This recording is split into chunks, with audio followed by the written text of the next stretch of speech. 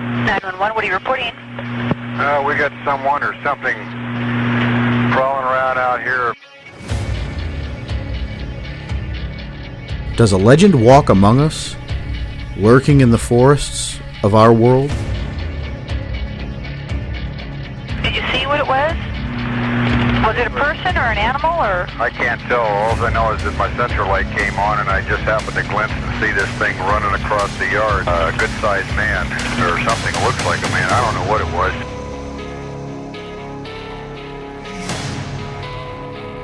For over 15 years, we've talked with scientists, researchers, investigators, and witnesses, trying to gain insight and proof around the existence of this mysterious entity.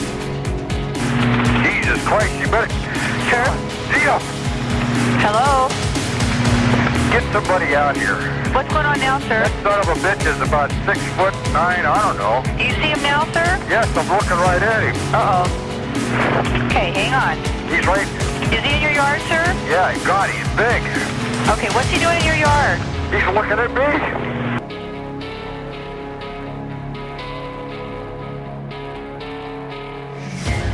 Join us as we continue into the investigation of the Sasquatch experience.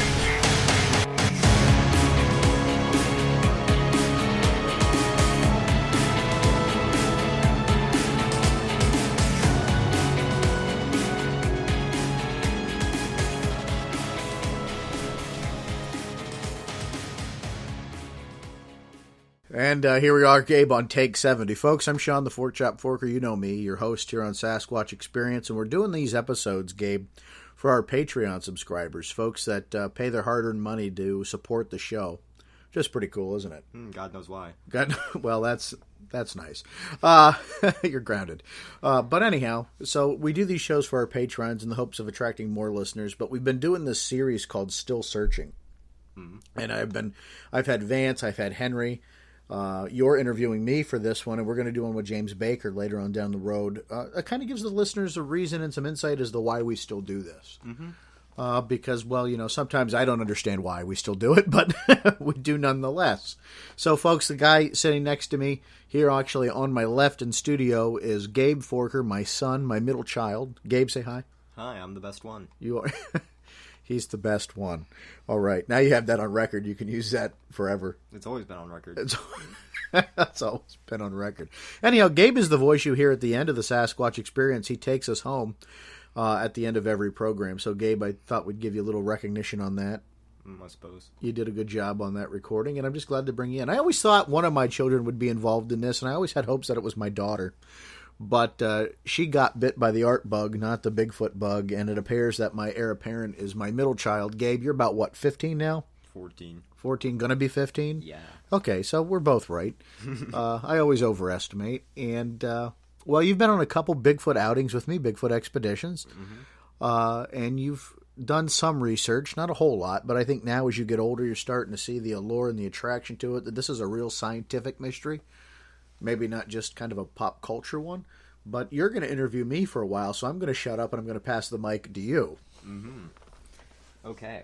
Well, got a few questions to ask for you today. Okay. So, I guess we would start off with, you know, the one that you would normally start off with. How'd you get into this? Well, Gabe, that's a long story, but it all starts on a road trip to Virginia, where I wouldn't stop talking, and I was badgering your grandfather, Peepaw, to the point of no return, so we stopped and picked up a book at one of those roadside stores that you happen to run into, right? Anyhow, you got me the book Sasquatch, the Apes Among Us, and that book kind of changed my life, and if you look up to the left there, it's the top one on that small stack. You know, years ago, I moved all my books up into your room, into the library, and they've been sitting there collecting dust. I don't know if you've read any of them.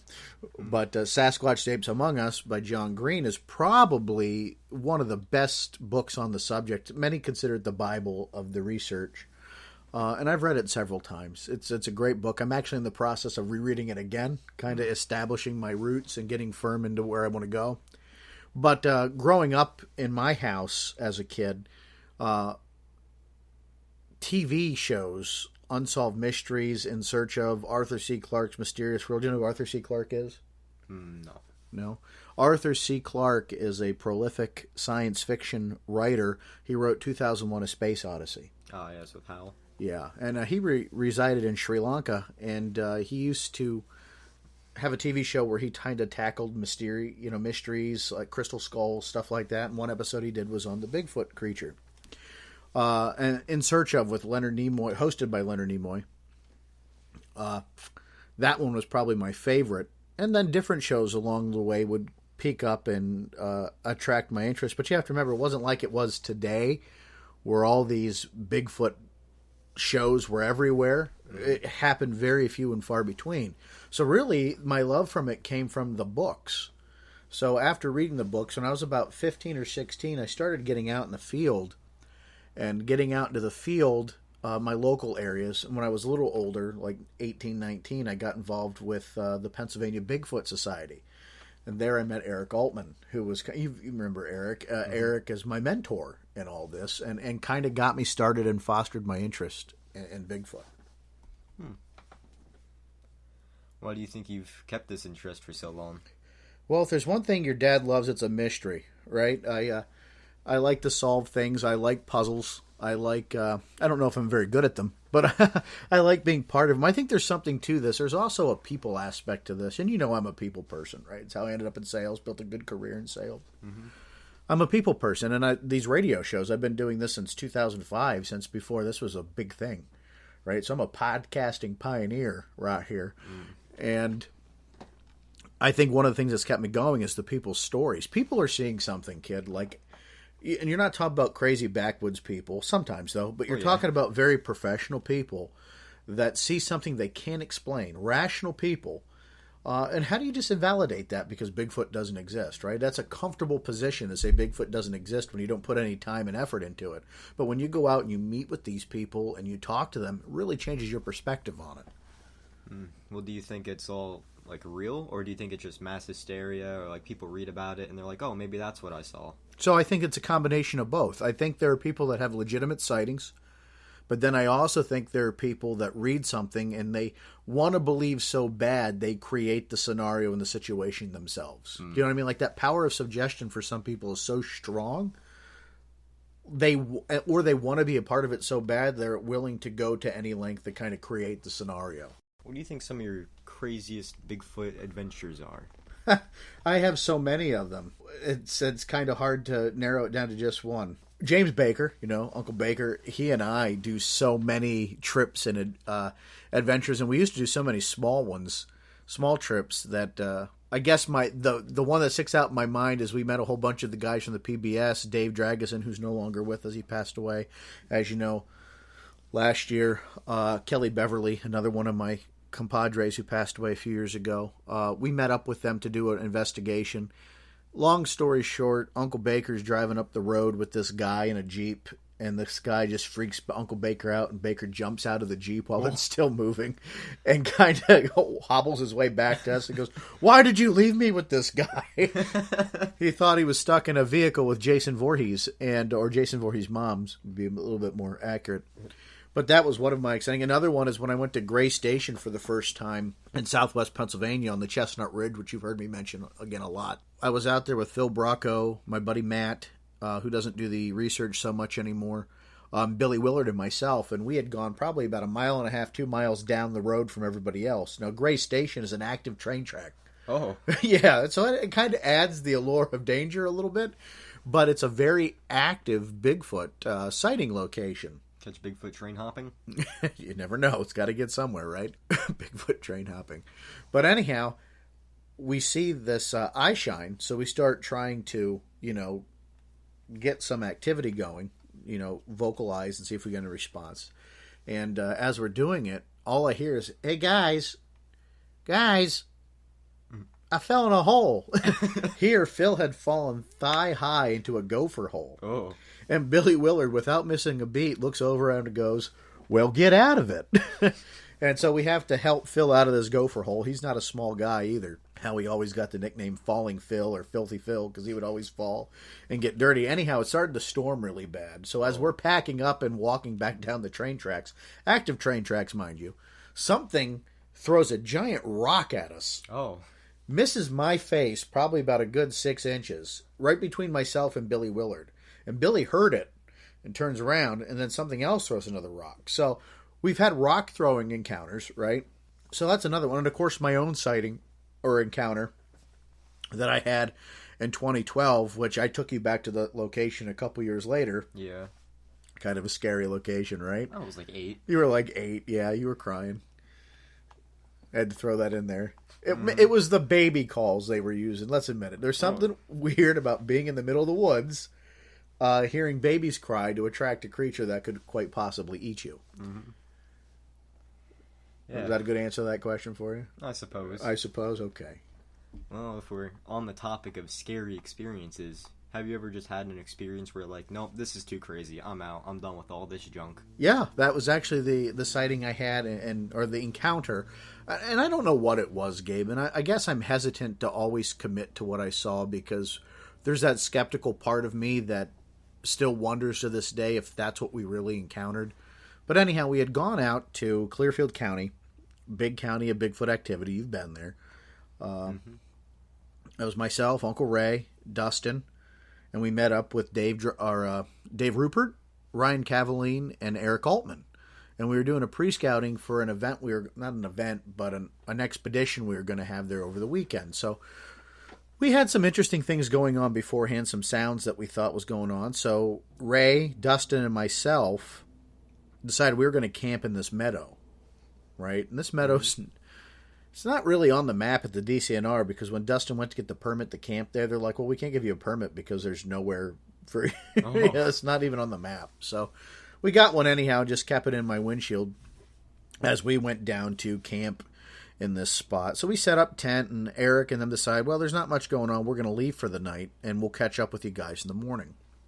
So about an hour after they leave, we're setting up and we got a little fire going. We're sitting there just kind of enjoying a little camp out because we were going to get up early the next morning, probably like 4 o'clock, to see if we could start getting some Bigfoot activity, right? Yeah. That seems to be a good time. And as we're packing up, or not packing up, we're sitting there, I see something out of the corner of my eye through the fire and the little bit of light that was still left run into the woods, runs right through our campsite. Oh. The skirt of our campsite into the woods. So I look over and Dustin's looking at me and he looks over to that and goes, you see that? I'm like, yeah. And as we listen, you can hear it still running off into the distance. So he and I get up and we run over to that wood line and Ray's trying to figure out what's going on because his back was to it. He couldn't see what was going on. Mm-hmm. And so that kind of freaked him out a little bit because this happened right behind him, right? Poor Uncle Ray, this whole time in this whole experience throughout the night, has like no idea what's going on because he's either asleep or his back is to everything that's happening. And Uncle Ray's a big guy. You know, Uncle Ray's what, 6'3", 6'4", probably 350. He's a big dude. So we're sitting there and we see this and Gabe, it moves so gracefully through it. Like it just knew the area. Just took off so gracefully. And I always say it was built like an NBA player. Because of how graceful it moved. It actually moves sloth-like. Fast, but you know how a sloth moves. Like it glides. It conserves its energy. Yeah, well, this thing was really booking. And so, all right, that's interesting. So we're sitting there sitting there, and we decided, let's go to bed. Let's pack everything up. We put the fire out, go into the tent and lay down. We're in there for a little while, and all of a sudden, I hear something walking through our campsite. Walking, too, because you can delineate pretty carefully something on 2 legs or 4 legs. Yeah. And it's like going around our tent. So I see this light pop on in a sleeping bag. It's Dustin's phone. We don't get any cell phone service in this area except right in the middle of the meadow, and it's like 1.5, 2 bars. Yeah. Like, it's not a lot. You can measure a half a bar, but like 1 to 2 bars. And he goes, you hear that? I'm like, yeah, I hear it. Wonder what the hell it is. So we're sitting there laying for a while listening to it. All of a sudden, we see this orange glow happening on the outside of the tent. And Dustin goes, what the hell is that? I'm like, I think the fire's going. Well, Dustin gets out of the tent. And I'm putting my boots on there, getting ready to get out. And Dustin goes, the fire's on. The fire's going again, right? So he goes, hey, throw me my gun. So I throw his gun to him. I literally throw him his gun. Probably not the safest thing, right? And I goes to get out. He goes, holy crap, look. And right off to my right, is this thing that we saw earlier running up this little hillside. Same color, beigeish color, light, tannish color, going up the hillside. Well, what the hell? So I get up, and we're making enough commotion. Ray comes out of the tent, and I run to the center of the campsite to start making calls to see if anybody can come back and be with us or help us. Because, I'm freaking out now. Something's out here. It's been circling our camp, but, what the hell's going on? So I finally get a hold of Dave Rupert's wife. She gets a hold of Dave and said, hey, these guys are still out there. She actually offered for us to come stay at their place in Reynoldsville, which is not too far away from where we were at. But it's dark out there, and we're like 1.5 miles, 2 miles in. Okay? So that eventually they come back out, and they meet up with us. Well, they're there for a while, and nothing's going on. In fact, Ryan might have the footage of us being scared out of our minds as they're coming towards us. He had his camera out. See if he could ever post that if he still has it sometime. And nothing's going on for a while, so we get back into the tent. They're like, well, we think you guys can man this. If you guys can, they build our confidence up, so we agreed to stay a little longer. We stayed, for the rest of the night. And they leave, and here we go a little while later. Here it comes again. Through the campsite, right? Well, we're ready this time. We jump out of that tent. And you can hear it running around the perimeter of the campsite. Running at this point. You can hear it. And at one point it stops and kind of peeks out from behind a tree. And Dustin's there and he's got his gun. I'm like, shoot it, Dustin. Yeah, I would too. Shoot it. Like we've been saying at this point, hey, if you're somebody out here messing with us, identify yourself because you're scaring the hell out of us and we don't want to kill you. But, we have a gun and we will shoot. Make yourself known. And so, anyhow, at one point we take a glow stick. We throw it off into the woods. Well, not too long after that, later, the glow stick gets picked up. And it moves. And as I shout at it, it drops it. And you can still hear it taking off. You can hear the thing that bothered me the most about this whole experience is that it kept coming back. And, I felt this, I don't want to say fear of being hurt, but it was just fear. Right? It was scary. And I didn't know what it was going to do to us. And the fact that we were yelling at it and it wasn't startled by us yelling at it and it kept coming back really bugged me. Oh, yeah. So we knew we weren't going to get any help anymore tonight. So we're just sitting here and eventually it kind of goes off. It runs off. Well, we don't know what to do. We could have started the fire again. But we're let's just get back in the tent and let's just see if we can make it through the night. Because as soon as daylight breaks, we're getting the F out of Dodge. Mm-hmm. Okay?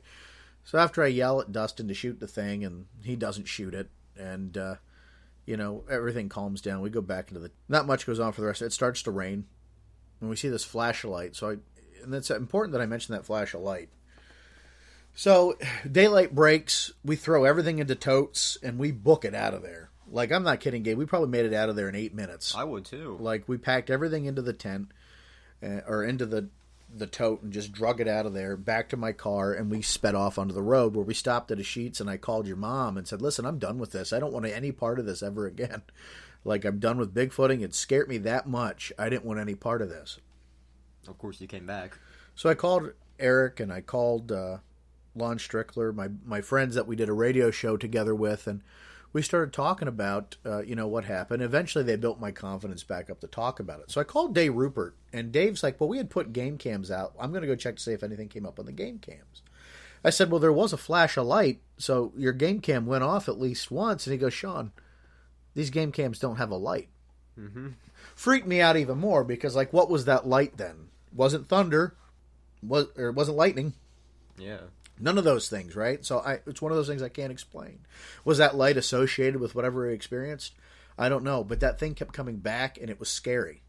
And I know over time, I've told this story so many times, I feel like sometimes I leave things out and I don't remember. But, you're talking about 8 years ago now. Yeah. 9 years ago, and I've relived this so many times. I've actually wanted to forget about it more than I've wanted to keep going with it because it scared me so bad. And then when we took you back... Yeah. Right, we had a whole bunch of us. It wasn't just a handful of us. There were a bunch of us that went back a few years later.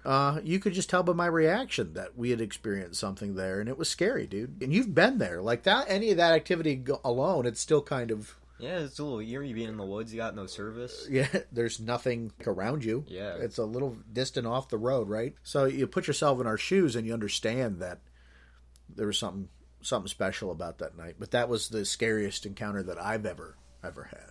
What do you think it was? Like a Bigfoot, or it could have been like another person? I would hope it wasn't another person, because that person would be a real psychopath. Yeah. But I lean towards Bigfoot only because I know what I saw. And that might make some people uncomfortable. And it makes me uncomfortable because I'm a researcher, an investigator, right? Like, I'm not supposed to commit. I'm supposed to be unbiased, right? Yeah. But it's kind of hard to alleviate that bias when you experience something. I don't know what I experienced. I'm always going to be on the fence until we bag one. And it wasn't just me. It was Dustin. It was Uncle Ray. And as we're driving home, Uncle Ray said he felt something touch him through the tent. Oh. And he just didn't know what to make of it. Oh, thank you. Right? But that's the only experience besides me yelling at this thing and him being out there. You've got 3 guys yelling at you to identify yourself. You're going to get hurt. Yeah. Like, at some point, you would give up the joke and, move along. After experiencing what that was, what do you think a Bigfoot is to you? What do you think what it could be? Because, people all the time, they're like, oh, it's the missing link. Oh, it could be a tribe of people. What do you think a Bigfoot is, necessarily? I think it's a species of undocumented primate. I think it, a lot of people say, well, it's a Gigantopithecus. I don't think it's Gigantopithecus. I think it's an offshoot of Gigantopithecus. And you're talking about 200,000 years of evolution that could happen, or even something that convergently came along between man and Gigantopithecus. Yeah, like side by side. You could call it the missing link, but maybe wasn't missing. We just haven't identified it, and it's there, So I don't know. There's Paranthropus, which some people lean towards. I think it's a species of upright primate. There are people that say it's human. I don't buy into that, only because I think we have a habit of being people to anthropomorphize things, where we make things more man-like than they are. Yeah. So I don't know. I mean, aside from this thing walking upright, what other characteristics does it share of being human? Does it make shelter? Possibly. Does it hunt? Well, yeah, it would have to eat, right? But how does it commune? Does it have a social structure? Do they have families? All these things are supposition. We just don't know. So it could be, but, to say things like that, gorillas have a social structure. Yeah. Chimps, orangutans do. It doesn't make them human. It makes them human-like, but doesn't make them human. It's okay to check your notes. It's all right. I see you got a whole list of notes there that, questions we've asked. He did his preparation, folks. He didn't come into this just all off the cuff. So, if you could research with anybody, alive or gone, who would it be? Oh, goodness gracious. That's a loaded question. Probably like to do some research with my buddy Cliff Barrickman. I don't get to see Cliff often, but he's just inspirational in terms of his tenacity to get out there and do the research. Matt Pruitt, probably from Georgia, because I listen to him a lot on podcasts, and I had a couple opportunities to hang out with him in the Ohio Bigfoot Conference. My buddy Jeff Thomas and Steve Coles I'd like to research with. Eric Altman I always enjoy researching with. But probably John Green. Again, you talk about one person that's left an impact on me, and I actually got to interview him in 2006. Oh, really? Which was really cool. Hopefully I can find that interview and share it with people again. But John Green, his book inspired me because he investigates it as like a newspaper man. He's a journalist, and I always appreciated that approach. And he was always one of the more sound minds in this, never got caught up in the fantasy, kind of got caught up in the boots in the ground, scientific application. And he created a database of 100 of Bigfoot sightings that's now available to us, SasquatchDatabase.com. Oh, wow. That you can, look through. That he started at way before the internet was a thing, right? So I think John Green's always going to hold that special place in my heart, because his book is the one that brought me into it, just because it's just that hero. Mm-hmm. And probably also your people. I'd love to get your grandfather out. I've had Uncle Zen out there. That's been a lot of fun. But it'd be nice to get your peepaw out onto an investigation. Fun. We could have all generations of Forkers hunting. Well, not Great Grandpa Forker. Oh, We yeah. wouldn't be getting him in the woods. We'd lose him, I think. We'll probably start living with Bigfoot. Doesn't talk as much. That's true. What other cryptids, other than Bigfoot, have you been interested in, investigated over the years, or you've had an interest in? Well, I'm not really a big believer in many different cryptids. I think Mokele Mbembe in Africa, kind of like the Brontosaurus type cryptid, is kind of a possibility because maybe it might be a misidentified or a whole new species of animal altogether. Lake monsters are always fun just because there's an allure of a mystery, and they're, Lake Champlain is real close to us. We could always go up for a weekend and check it out. Your Aunt Mandy, my little sister, loves lake monsters. That's like her thing. Like, I got the Bigfoot bug. Your Aunt Sammy's got the ghost bug. Aunt Mandy's got the lake monsters. Like, that's her thing. So this is kind of it's a family business, right? I'm the only one that's done anything with any of this, but it's just, that interest have always been there. So I don't know. I think Chupacabra is a known animal. I don't think it's a lizard alien looking type being. And then, of course, different types of Bigfoot creatures around the orang pendek and Sumatra, Indonesia. That's really got me interested too, because I think that could be a real life possibility.